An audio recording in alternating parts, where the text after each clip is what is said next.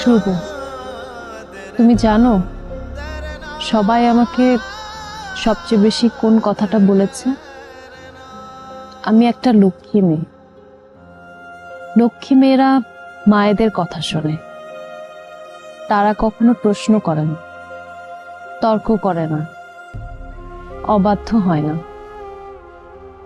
জীবন চলে সরল রেখায়।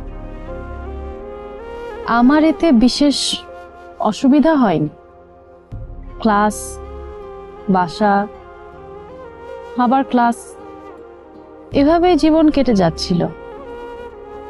কিন্তু জীবনে প্রথমবার সাহস করে সেই তথাকথিত লক্ষ্মী মেয়ের ইমেজ হয়তো একটু ভাঙলো যখন আমি স্কুটি চালানো শুরু করলাম। কিন্তু বিশ্বাস করো, এই মুক্তির স্বাদ অনেকটা নেশার মতো। নেশায় বুধ থাকলে মানুষ ভালো মন্দ বুঝতে পারে না। আমিও তেমন কোনো কিছু না ভেবেই তোমার দিকে পা বাড়ালাম। তোমাকে ভালো লাগতো কেন যেন। আমার রুটিন মাফিক জীবনের ছুটির ঘন্টা ছিলে তুমি। তোমার কণ্ঠস্বর ছিল আমার জীবনী শক্তি। তোমার একটা ঝলক আমার সারা দিনের সুখের খোরাক।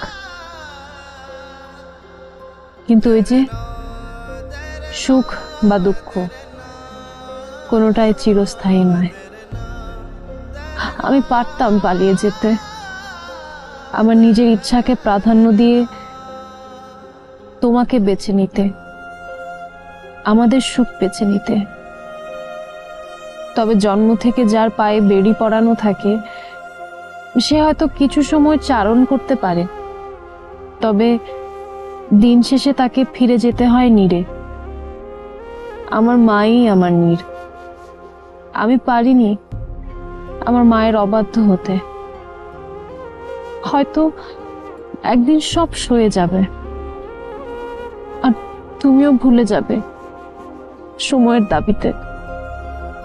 শুধু থেকে থেকে বুকটা হু হু করে উঠবে।